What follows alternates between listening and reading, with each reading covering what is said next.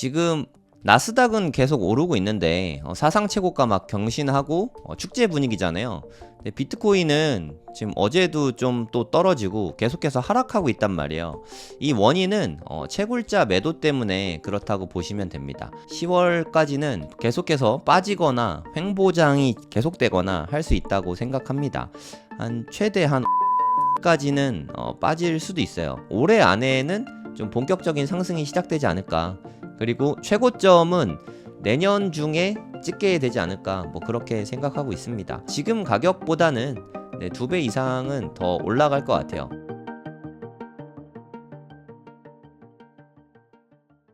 아니 이게 3달에 16만 9천 원 맞아요, 웅달님? 네, 맞습니다. 3개월 다 해서 어. 이렇게 4개 강의에 16만 9천 원. 아닙니다. 요거에 한 곱하기 3.5 정도는 준비가 되어 있습니다. 그리고 어마어마한 분들이 강의를 하십니다. 이렇게 네. 다 해서 16만 9천 원인 거죠? 네, 맞습니다. 와, 지금 강의 숫자로 진짜 치면 한 대박이네. 12강 정도가 되는 것 그쵸, 같아요. 한 12강에 16만 15,000원 9천 정도 원. 되는 거죠, 한 강의? 그니까요. 그러니까 15,000원이면 보통 대학생 과외도 한 5만 원 하는 것 같은데 이런 게 진짜 진정한 혜자인 것 같아요. 네. 네, 안녕하세요. 성정길입니다. 지금 시각은 6월 15일 토요일 오전 8시 18분입니다. 간밤에 또 하락이 있었죠. 네, 이제 여기가 끝인지 알았지 힝 하면서 또 빠졌습니다. 65,000까지 빠졌어요. 65,000 78달러. 예, 거의 65,000달러까지 빠졌다고 보시면 되거든요. 네, 여기서 잡히긴 했는데, 근데 뭐 어저께 가격이나 오늘 가격이나 뭐 차이는 뭐 별로 없죠. 뭐 한 2% 정도 빠진 것 같습니다. 의학할 정도는 아니죠. 근데 여기서 이 정도 빠졌다고 의학하시면 안 돼요. 네, 이만큼 진짜 소소한 정도인데, 솔직히 말씀드리면 더 많이 빠질 수 있어요. 한 여기까지는 좀 열어놔야 됩니다. 한 6만 달러대까지는 열려 있어요. 거기까지 빠질 수 있으니까 좀 시드만 몰빵하지 마세요. 몰빵하면 여기까지 빠지면 멘탈 털릴 수 있거든요. 그나마 여기까지 빠질 거라고 생각하고 있다가 여기까지 빠지면 버틸 수 있는데, 만약에 혹시라도 여기까지 왔다가 아 살았다 했는데 한 번 더 빠지면 이때 진짜 멘탈이 나가거든요. 네, 60K 6만 달러 깨지면 이제 멘탈이 갈릴 수 있습니다. 이때가 그랬죠. 이란하고 이스라엘 전쟁이 난다 만다 했을 때 이때 한 5만 6천까지 빠졌거든요. 6만 달러 깨지고 나서. 물론 다시 급반등해서 다행히 살아나긴 했지만 이 다음에 6만 달러까지 한 번 더 빠졌었잖아요. 그래서 아직은 좀 안심하긴 좀 이른 것 같아요. 7만 달러도 넘었었다가 지금 솔직히 말해서 딱히 이유가 없이 빠지긴 했는데 이게 나스닥은 지금 오르고 있잖아요. 하지만 지금 비트코인은 떨어지고 있죠. 네. 나스닥은 최고점 찍고 지금 난리도 아니거든요. 거의 축제 느낌이에요. 근데 지금 애플 막 주가 살아나면서 애플이 이틀 동안 12% 오르고 막 장난 아니었잖아요. 네. 그러면서 나스닥은 축제 분위기인데 미 증시하고 비트코인은 지금 좀 반대로 가고 있는 그런 상태입니다. 디커플링이 확실히 됐죠. 근데 나스닥은 올라가고 비트코인 떨어지고 뭐 딥커플링은 좋은데 반대해야 되는데 그죠? 나스닥은 떨어질 때 비트코인은 오르고 있어야 신난데 이렇게 되면 상대적으로 비트코인이 좀 너무 힘이 없으니까 재미가 없죠. 네. 심지어 지금 비트코인은 금보다 못하거든요. 웬만한 자산들보다 비트코인이 더 많이 떨어지고 있어요. 이거 보시면 커머더티 스팟 인덱스, 그러니까 이거는 상품이거든요. 상품. 지금 원자재 같은 거 생각하시면 되는데 상품은 지금 엄청 많이 올랐죠. 지금 장난 아닙니다. 뭐 금, 은, 구리, 우라늄, 뭐 그냥 이것저것 할 거 없이 그냥 원자재는 다 엄청 오르고 있어요. 금도 꽤 많이 올랐고, 그리고 월드 스탁 인덱스, 주식도 올랐잖아요.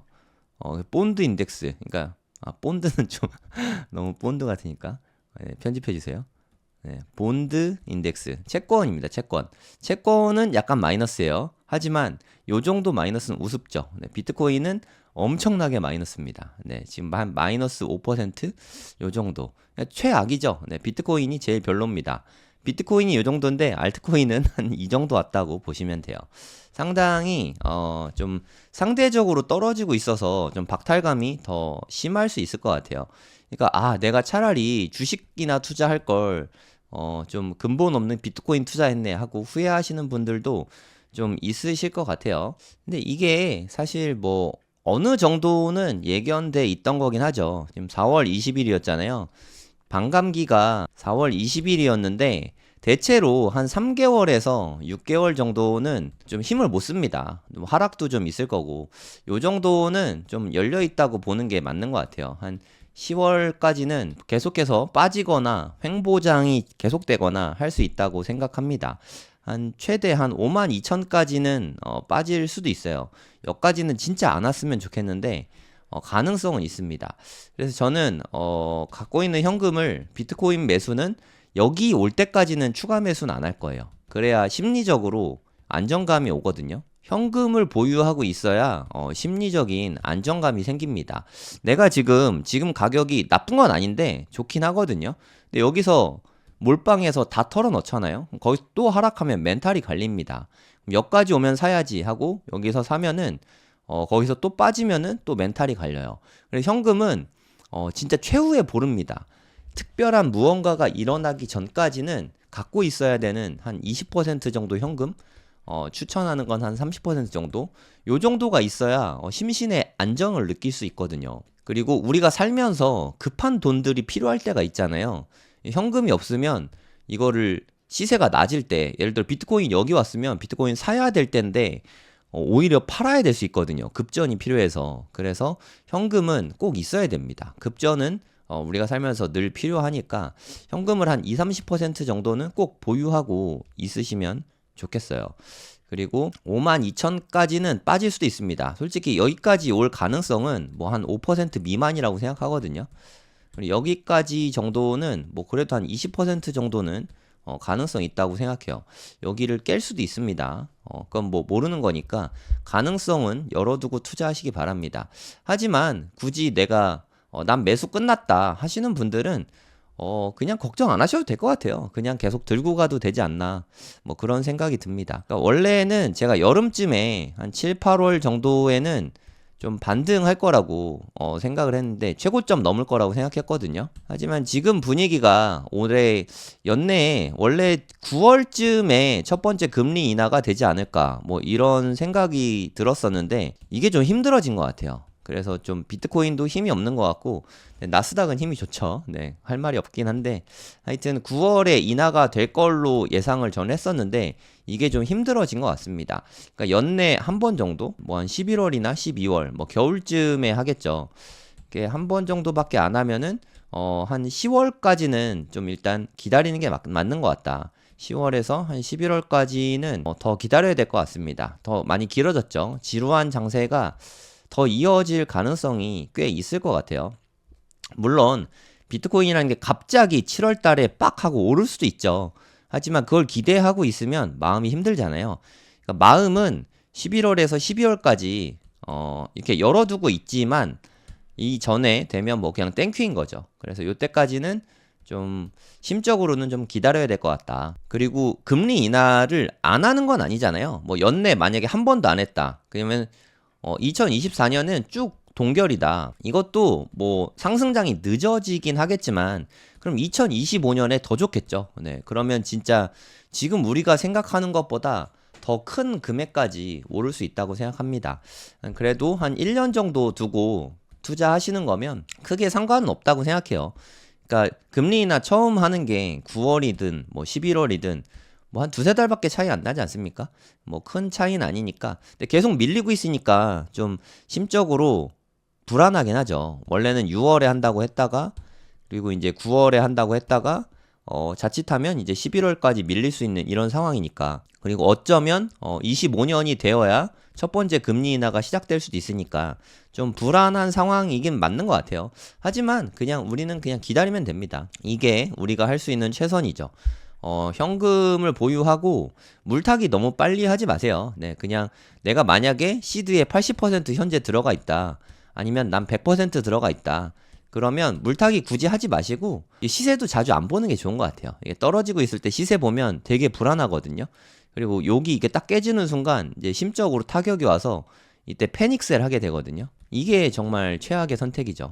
이것만 안 하면 괜찮은 것 같아요. 뭐 사실 멀리 갈 필요도 없습니다. 요때 5월 초에 제가 노동자빔 뭐 해갖고 영상들 올렸었는데 이때 패닉셀 하신 분들 사실 되게 많습니다. 제 주위에도 좀 있었어요. 이때 좀 파신 분들은 되게 좀 많이 속상할 것 같아요.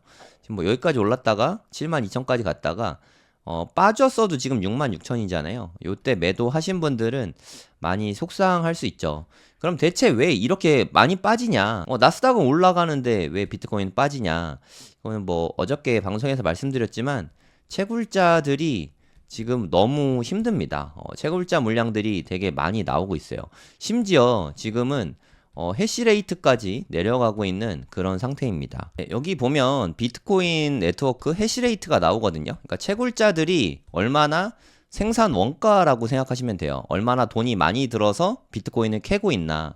이때 보시면 한 4월달과 5월달 요때 정점을 거의 찍었죠. 쭉 떨어지죠. 반감기가 한 이쯤에 있었거든요. 반감기 이후에 쭉 떨어졌다가 경쟁이 다시 치열해지면서 올랐습니다. 그래서 이제 오르나 했더니 지금은 좀 이렇게 떨어지고 있는 상태죠. 지금은 해시레이트도 많이 빠졌습니다. 사실 해시레이트도 빠지고 있고 가격도 빠지고 있고, 그리고 영세한 채굴자들은 영세한 채굴 기업들은 지금 대부분 망해서 매물로 나오고 있는 그런 상태입니다. 해시레이트가 빠지고 있는 게 좀 보이실 거예요. 지금 나스닥은 계속 오르고 있는데 사상 최고가 막 경신하고 축제 분위기잖아요. 비트코인은 지금 어제도 좀 또 떨어지고 계속해서 하락하고 있단 말이에요. 이 원인은 채굴자 매도 때문에 그렇다고 보시면 됩니다. 6만 달러까지 조정을 받을 수 있다. 저도 가능성 있다고 생각해요. 가능성이 낮진 않다고 생각합니다. 약간 한 20% 정도는 된다고 했는데 뭐 한 20-30%는 된다고 생각합니다. 이럴 가능성도 결코 낮지 않으니까 여기까지는 좀 열어두셔야 돼요. 이게 또 깨질 수도 있습니다. 더 낮게 한 52,000에서 한 56,000 여기까지 갈 가능성도 그래도 한 5%에서 10% 정도는 된다고 생각하거든요. 그러니까 이게 6만 달러에서 지지받거나 아니면 깨지거나 여기까지 갈 수 있습니다. 어저께 딱 6만 5천까지 갔었거든요. 10%만 떨어져도 6만 달러 깨지는 거거든요. 그러니까 6만 달러가 상당히 가깝습니다. 최근 채굴풀에서 거래소로 비트코인을 전송하는 건수가 증가했다. 그러니까 채굴 기업들이 가진 지갑들이 있을 거 아니에요. 그러니까 채굴 기업들이 거래소로 비트코인을 보내는 거예요. 네, 어제도 말씀드렸지만 거래소로 비트코인을 보내는 이유는 하나뿐입니다. 매도를 위해서죠. 매도 물량이 계속 늘어나고 있다고 보시면 됩니다. 이게 지금 이렇게 매도하는 양이 2달 만에 최대치를 기록했다고 해요. 왜 이런 현상이 생기냐면 예를 들어서 채굴 원가가 한 5만 달러 정도 됐다고 칠게요. 원래 반감기 전에 한 5만 달러 정도 됐다고 치면은 이게 갑자기 2배까지는 아니더라도 한 8만 달러 순으로 뭐 요 수준으로 오르거든요. 그러니까 한 개 캐는데 5만 달러밖에 안 들던 비트코인 채굴 원가가 반감기가 지나고 개수가 수량이 줄어드니까 보상 개수가 반으로 줄어드니까 요때까지만 해도 6.25개 받았었는데 요때 얘를 기점으로 해서 3.125개로 줄어들거든요. 반으로. 그럼 비용은 조금 줄어들어요. 채굴을 하는 블록 하나당 들어있는 개수거든요. 블록 하나 들어있는 거는 조금 줄어드는데 보상이 적어지니까 한 개당 채굴 원가가 이렇게 확 높아지게 되거든요. 그럼 지금 가격이 65,000달러잖아요. 그럼 팔아도 계속 손해잖아요. 그래서 초반에는 안 팔고 홀드를 합니다. 채굴자들도. 가격이 높아지기를 기다리고 있는 거죠. 근데 기다려도 벌써 2달이나 됐잖아요. 지금 6월 15일이니까. 2달 동안 기다렸는데도 가격이 안 높아지는 거예요. 뭐 예를 들어서. 그러면 진짜 못 버티겠다 하고 망하는 거죠. 이러다 망하겠는데 하면서 비트코인을 투매하는 거예요. 투매. 채굴자들이 누구보다 비트코인에 대해서 잘 압니다. 지금 팔면 안 되는 거 누구보다 잘 알고 있어요. 채굴자들보다 우리보다 훨씬 잘 알고 있거든요. 하지만 팔 수밖에 없는 거죠. 2달 동안 기다렸는데 도저히 못 버티겠다 하고 어쩔 수 없이 파는 거예요. 그렇게라도 버텨야 되니까. 좀 되게 안타까운 일인데 이런 것 때문에 반감기 지나고 몇 달 동안은 채굴자가 투매를 하니까 좀 어쩔 수 없는 현상인 것 같아요. 이 시간이 3개월에서 6개월 정도 걸리거든요. 지금 그래도 한 2달 지났잖아요. 그래서 짧게는 한 달, 뭐 길게는 한 5달 정도 더 기다리면 이거는 정상화가 될 겁니다. 벌써 이게 4차 반감기잖아요. 올해가 4차 반감기가 있었죠. 2달 전에. 1차 반감기, 2차 반감기, 3차 반감기 다 마찬가지였어요. 그래서 반감기 주변으로 해서는 가격이 힘을 못 쓰고 오히려 빠지거나 횡보하거나 했던 게 이런 이유거든요. 그냥 이번에도 그냥 똑같이 일어나고 있다고 보시면 됩니다. 솔직히 말해서 저는 이번엔 좀 다를 줄 알았어요. 이번에는 반감기 지나고 횡보 기간이 좀 짧아지겠지. 왜냐면 다들 똑똑해졌으니까. 하지만 채굴자들이 그걸 생각하고 기다렸지만 도저히 못 버티게 된 거죠. 결국엔 1, 2, 3차 반감기와 4차 반감기도 크게 다르지 않다. 네, 요런 걸 볼 수 있습니다. 그러면 예전에 어떻게 됐는지 공부하는 게 의미가 있잖아요. 그러면 예전에 반감기 때랑 결국은 똑같아졌다고 치면 그럼 요때를 좀 잘 공부하면 되겠죠. 네, 요때도 한번 보도록 하겠습니다. 여러분들이 보시면 알겠지만 유의미하게 올라간 게 한 요쯤부터죠. 여기 정도부터. 반감기가 지난 반감기가 2020년 5월쯤에 있었는데 한 대략 한 5개월 후 10월 달 정도부터 5개월 후부터 좀 이렇다 할 반등이 있었죠. 물론 중간에 오르내림이 좀 있긴 했지만 이거는 뭐 큰 폭이 아니잖아요. 요 정도는. 그러니까 저는 한 플러스 마이너스 10% 정도는 그렇게 크게 움직였다고 생각하진 않습니다. 요런 기간에는 솔직히 뭐 다른 투자 자산보다는 별로 좋지 않죠. 뭐 예를 들어서 금보다도 나쁠 수 있고 뭐 나스닥 같은 주식보다도 나쁠 수 있죠. 하지만 요런 기간들에 이게 지나고 나면 그 다음은 어떻게 됐는지 우리가 잘 알고 있거든요. 요럴 때 매집을 잘 시작했다고 생각을 한번 해보세요. 요때 비트코인을 축적했다, 계속 모아 나갔다 라고 생각을 하면 이 다음부터는 진짜 엄청난 폭발적인 상승이 있었잖아요. 계속 오르지 않습니까? 여기서 잘 샀다 하면 한 5배, 6배 정도 수익이 한 6개월 만에 있었잖아요. 이런 시간이 저는 앞으로 있을 거라고 생각합니다. 이때랑 크게 다르지 않을 것 같아요. 제 생각에 뭐 한 9월 정도? 9월에서 10월 이 정도면 충분히 이런 상승이 나타날 가능성이 있다고 생각하거든요. 물론 좀 더 빨라질 수도 있습니다. 뭐 늦어질 수도 있고 빨라지면 한 7월 정도, 아주 빨라지면 늦어지면 한 12월 정도. 그래봤자 몇 달 안 남았잖아요. 네, 지금 5월이니까 최대 6월이니까 최대 6개월만 기다리면 되는데 6개월 진짜 금방이거든요. 뭐 어떻게 보면 뭐 길 수도 있지만 이거 쳐다보고 있으면 길지만 그냥 본업에 충실하고 있으면 6개월 진짜 후딱 가거든요. 그러면 이 상승을 누릴 수 있죠. 이게 보통 한 6배 정도 올랐으니까 웬만한 주식들이 6개월 동안 6배 오르기 쉽지 않거든요. 뭐 이번에 엔비디아 그렇게 올랐지만 엔비디아를 제외하고 그만큼 오른 게 주식이 별로 없거든요. 비트코인 투자 왜 하냐? 엔비디아나 하지. 이런 이야기도 많이 하거든요. 엔비디아를 진작에 투자를 잘 했다면 그건 너무너무 좋죠. 하지만 지금 엔비디아 사면 지금 가격에서 또 이렇게 5, 6배가 오를 수 있을까요? 저는 쉽지 않다고 생각하거든요. 지금 가격에. 뭐 예를 들어서 지금 1200불이라고 칠게요. 대략 뭐 한 150만 원이라고 치겠습니다. 그러면 여기에서 5배가 오르면은 거의 뭐 한 900만 원? 막 이 정도 돼야 되거든요. 700만 원, 800만 원, 900만 원 이렇게 돼야 되는데 쉽지 않지 않습니까? 네, 저는 쉽지 않은 일이라고 생각합니다. 왜냐하면 얘는 주식이잖아요. 어찌됐든 뭐 PER 같은 게 중요한데 실적이 아무리 잘 나와도 퍼가 100배를 넘기는 어렵거든요. 근데 요 정도 되면은 뭐 예를 들어서 900만 원 되려면은 퍼가 제 생각에 한 100배는 돼야 될 것 같거든요. 이거는 된다고 해도 너무 과열일 수 있죠. 그 다음 폭락할 수 있죠. 비트코인은 뭐 장점이라고 말하면 장점인 게 실적이랄 게 없어요. 그래서 비트코인이 $10,000 가도 사실 별로 안 이상하고요. 물론 패닉셀 하긴 하겠지만 너무 속상하긴 하겠지만 $10,000가 된다 하더라도 뭐 이상하진 않잖아요. 비트코인 $10,000 뭐 한 1,400만 원 뭐 그럴 수 있잖아요. 비트코인은 10만 달러가 돼도 1억 4천만 원 뭐 충분히 그럴 수 있죠. 비트코인은 좀 이런 녀석이죠. 그리고 한 10년 후에 100만 달러가 된다. 뭐 그럴 수 있는 거죠, 사실. 이거는 실적이란 게 없으니까. 그래서 감정평가가 되게 어려운 대신에 어디든 갈 수 있는 게 비트코인인 거죠. 그러면 이런 불장이 오고 나면은 좀 크게 오를 수도 있지 않을까. 저는 이런 기대감으로 투자를 하고 있는 거죠. 근데 아닐 수도 있습니다. 물론 요즘 의견들을 보면 전문가들 중에서도 이때가 최고점이었다 이렇게 말하는 사람도 있어요. 하지만 뭐 저는 그렇게 생각하지 않습니다. 아니 반감기도 오지 않았는데 최고점을 찍는다는 것 자체가 저는 어불성설이라고 생각해요. 네, 반감기 지났으니까 이제 한 3개월에서 6개월 정도는 횡보하게 되는 게 뭐 저는 자연스러운 일인 것 같습니다. 제가 말하는 횡보는 73K를 깨지 않고 여기에 있는 56K를 깨지 않고 이게 지금 박스권이잖아요. 박스권에서 움직이는 요 시간이 앞으로 길게는 최대 6개월까지 더 있을 수 있다는 거죠.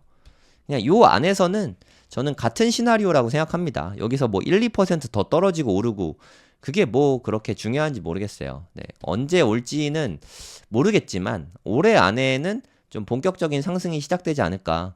그리고 최고점은 내년 중에 찍게 되지 않을까. 뭐 그렇게 생각하고 있습니다. 뭐 저는 누누이 말씀드리지만 지금 가격보다는 네, 2배 이상은 더 올라갈 것 같아요. 그러니까 지금 예를 들어서 한 66,000달러인데 제가 생각하는 최고가 밴드는 한 15만 달러에서 대략 한 20만 달러? 네, 요 정도는 되지 않을까. 우리나라 돈으로 뭐 한 2억에서 3억 정도? 요 정도는 되지 않을까. 뭐 그렇게 기대하고 있습니다. 지금 뭐 1억이 좀 안 되는데 오늘 뭐 한 9,400만 원? 요 정도 되는데 요 정도 가면 그래도 뭐 한 2억 3억 정도 되니까 이 정도면 되게 큰 수익이지 않습니까? 1년 동안 두세 배 오를 수 있는 이런 자산이 저는 흔치 않다고 생각하거든요. 그래서 저는 비트코인이 좋다고 생각하고 나스닥이 많이 올라왔는데 비트코인 떨어져서 속상하냐? 뭐 저는 전혀 그런 게 없어요. 나스닥엔 그렇다고 뭐 제가 딱히 사고 싶은 주식이 없거든요. 그래서 저는 비트코인에 투자하는 게 저는 마음이 편합니다. 그리고 이더리움 이야기도 잠깐 해보도록 할게요. 이더리움은 뭐 늘 그렇죠. 오른 것도 없는데 떨어지는 거는 정말 잘 떨어지죠. 그러니까 비트코인 오를 때는 안 오르다가 떨어질 때는 잘 떨어지거든요. 그래도 오늘은 3,300까지 갔다가 좀 반등이 생각보다 괜찮았어요. 이렇게 반등이 나온 이유가 저는 에릭 발추나스의 포스팅 때문이지 않을까. 저뿐만 아니라 정말 많은 사람들이 에릭 발추나스의 트위터를 봅니다. 뭐 지금 X죠. X를 통해서 포스팅을 했어요. 네, 해석된 걸로 볼게요. 원래는 한 7월 4일 정도 S1 통과되고 이더리움 현물 ETF가 출시될 거다 이렇게 보고 있었는데 한 이틀 땡겨져서 7월 2일에 출시될 걸로 전망된다. 와, 7월 2일? 진짜 얼마 안 남았죠? 2주 남았습니다. 2주. 게리 겐슬러도 이야기했거든요. SEC 의장이죠. 이 사람이 암호화폐 되게 싫어하는 사람인데 이더리움 ETF는 대략 여름 정도의 승인이 될 거다. 어저께 이런 이야기를 했거든요.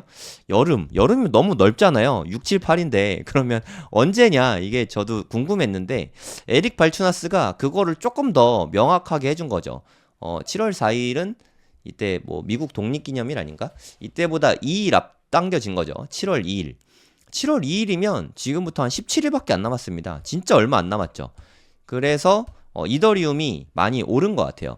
저도 이더리움 이번에 하락 줄 때 제가 목표 가격이 3,500달러였거든요. 그래서 감사합니다 하고 저는 샀어요. 한 3,500부터 시작해서 한 3,400까지 요 사이에 샀습니다. 물론 3,300까지 떨어질진 몰랐어요. 어찌됐든 뭐 이거 꼭 바닥을 잡을 필요는 없으니까 요 정도면 저는 무릎 아래라고 생각해서 저는 사긴 했습니다. 뭐 이더리움은 위험성이 있으니까 각자 투자 판단은 하시면 되고요. 저는 이 가격 정도면 되게 괜찮다고 생각해요.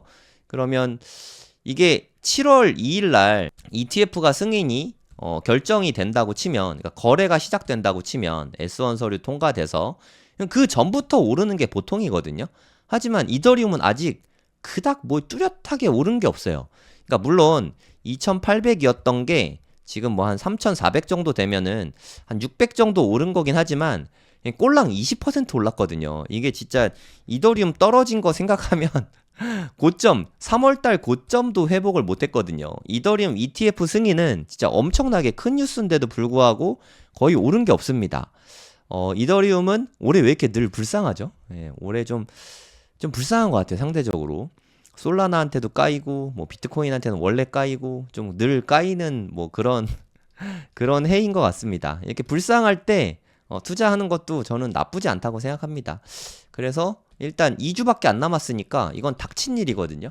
만약에 이더리움 현물 ETF가 승인되고 이더리움 가격이 상승한다. 그럼 비트코인도 오릅니다. 이더리움 현물 ETF 뉴스 나오고 이더리움뿐만 아니라 비트코인도 같이 올랐잖아요. 네, 얘네들은 원래 상관계수가 높아요. 한 0.9 정도로 매우 높습니다. 이더리움만 오르진 않을 것 같고 이더리움이 오르면 비트코인도 같이 오를 것 같습니다. 그래서 저는 한 9월 정도면 본격적인 상승이 나올 거라 생각하긴 하는데 빠르면 네, 여름이 될 수도 있다. 7, 8월이 될 가능성도 없지는 않습니다. 하지만 저는 좀 마음을 좀 열어두고 한 11월까지는 그냥 느긋하게 기다려야지 이렇게 생각하고 투자를 하는 게 마음 편한 것 같아요. 11월 해봤자 5달밖에 안 남았거든요. 네, 너무 조급하게 투자할 필요 없잖아요. 한 달, 2달 진짜 금방 가는데. 네, 이더리움은 투자하기에 전 지금도 괜찮은 시점이라고 생각합니다. 뭐 저도 투자를 했고 비트코인도 마찬가지고요. 네, 이렇게 반감기가 지나고 축적되는 이 기간에 투자하는 게 시간 대비 수익률로 보면은 가장 훌륭한 것 같아요. 이게 그 비슷한 뉴스인데 이때 보면은 제가 말씀드렸던 2020년에 반감기 있었죠. 이때 모습입니다. 축적 기간이 끝나고 제가 아까 보여드렸죠. 한 5배, 6배가 올랐어요. 5, 6배가. 불과 6개월 만에. 지금 다시 축적 기간이 되고 있죠. 그럼 이 축적 기간이 끝나고 나면 크게 펌핑할 수 있지 않겠습니까? 물론 안 그럴 수도 있지만 역사는 반복되니까 네, 또 그렇게 된다에 베팅하는 게 맞지 않습니까? 요때 5, 6배까진 몰라도 적어도 2, 3배는 올라갈 것 같다. 이렇게 보는 게 합리적이지 않습니까? 지금보다 투자하기 좋은 시기는 별로 없을 것 같아요. 물론 투자하기 가장 좋은 시기는 이때죠. 이때 투자하는 게 가장 핵심이죠. 근데 지금 다시 이때로 돌아가서 투자를 할 수 없잖아요. 그러면 지금 현재에도 여기가 가장 좋다면 여기는 저는 한 2번째 정도는 되는 것 같아요. 이렇게 장기간 축적하는 기간에 매수하는 게 좋은 것 같습니다. 여러분 이때 매수하는 게 좋은 것 같죠. 네, 어떤 분이 저한테 운 좋게 비트코인 싸게 사서 뭐 돈 벌어놓고 말이 많네 뭐 그런 이야기 하는데 운 좋게 지금 뭐 꼴랑 2, 3달 정도 횡보하고 있는 걸로 다들 진짜 힘들어 하잖아요. 이때는 무려 한 1, 2년을 횡보했거든요. 1, 2년 2, 3달 횡보하는 것도 이렇게 힘들어 하는데 1, 2년 횡보하는 거를 운 좋게 주셨다고요? 네, 저는 다음번에 또 운 좋게 이렇게 주술 생각입니다. 계속 이렇게 운 좋게 주스면 네, 부자가 되지 않을까요? 이렇게 운 좋은 거를 좀 많이 하시기 바랍니다. 요때 매수하는 것도 네, 운 좋게 매수하는 네, 그런 시기 중에 하나지 않을까. 뭐 저는 그렇게 생각하고 있습니다. 한 횡보 기간이 3개월 정도 더 늘어날 수 있다. 네, 여기는 3개월이라고 써 있지만 3개월에서 6개월이라고 마음속으로 이렇게 생각하고 있으면 나중에 투자할 때 더 마음이 편할 것 같습니다. 횡보가 앞으로 더 길어질 수도 있다. 네, 이거는 생각하셔야 됩니다. 7월에 한 번, 9월에 한 번 이렇게 2번 강의하는데 해외 거래소 사용법으로 강의를 하거든요. 저는 기왕이면 해외 거래소를 이용하면 쌀 때 더 쌀 때 살 수 있고 팔 때도 더 비쌀 때 팔 수 있거든요. 해외 거래소에서 쓸만한 거래소를 일단 골라주고 그 중에서도 우리가 자주 쓰는 메뉴 그 정도만 우리가 익혀도 충분하거든요. 그리고 2번째 강의는 팽돌이 작가님 그냥 알트코인을 너무 해박하세요. 네, 뭐 하나 이렇게 툭 던지면은 모르는 알트가 별로 없으세요. 네. 팽돌이 작가님은 알트 뭐 가졌나요? 네, 저라면 그냥 안정적으로 비트코인 안 사고 이더리움을 반을 사겠습니다. 뭐 이런 식이에요. 그냥 정말 시원시원하게 다 알려주거든요. 제가 생각하기에 가장 목말라 하는 코인 강의는 팽돌 작가님이 아닐까 저는 그런 생각이 듭니다. 근데 앨리스원님 책이 지금 베스트셀러에 계속 올라가고 있거든요. 네, 그런 앨리스원님이 주제까지 너무 핫해요. GTX 노선 따라 돈 되는 투자처 추천. 네, GTX가 핵심이지 않습니까, 사실. 그렇죠. 책에도 지금 부록으로 들어가 있잖아요. 지도 네. 속에 아파트 단지명 이런 거 다 나온단 말이에요. 찝어주는 그거 정말 시원시원하세요. 그거 어떻게 보면 7월 달은 좀 시원시원한 분들이 모였다. 맞아요. 네. 이호석 대표님은 투자 전반에 관해서 매크로도 잘 보시고 다 다루시잖아요. 그렇죠. 고래동 공부는 진짜 다 모실 수 있구나. 진짜 이게 보통 커뮤니티가 아닙니다. 여러분들이 원하시는 분들은 우리가 뭐 섭외력이 워낙 좋아서 다 모실 수 음. 있어요. 그래서 제가 이제 8월에 준비한 강연은 이제 네. 앞으로 2년 부자 될 계획 세우기예요. 보통 강의를 할 때 주요 내용 골자가 제가 평소에 읽는 책, 그리고 그거를 내 삶에 어떻게 적용하고 있는지, 그리고 특히 이제 부의 관점에서 이야기를 많이 하려고 하거든요. 2025년 말까지가 또 한 번의 퀀텀 점프가 있을 시기라고 봐요. 그리고 그 과정이 지금 만들어져 가고 있고요. 그래서 제가 이번에 비트코인으로 벌고 빌딩으로 한번 작은 마침표를 한번 찍어보려 하는 이런 계획들을 한번 설명하면서 이런 플랜이 어떻게 나오게 됐는지를 이제 책의 내용, 이론을 백그라운드 삼아서 설명을 한번 해드리려고 해요. 필 작가님 정말 밸런스라는 말이 맞게 거시경제도 보시고 유동성도 보시고 정책도 보시고 하면서 비트코인, 알트코인, 그것도 메이저 알트코인 뭐 이더리움이나 솔라나 이런 거부터 뭐 자잘한 코인까지, 그리고 굉장히 막 공격적인 밈 코인들도 있잖아요. 그런 거를 다 섭렵을 하시면서 밸런스 있는 투자를 강조하신단 말이에요.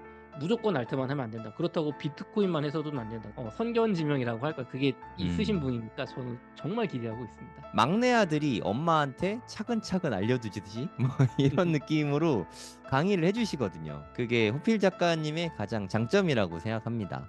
네. 그래서 요번에 9월에 많은 분들이 생각하시는 부동산 관심이 저도 요즘 많이 올라오는 게 느껴지고, 피부로도 그러니까요. 네. 현장에서도 가격도 올라오는 게 사실 많이 느껴지거든요.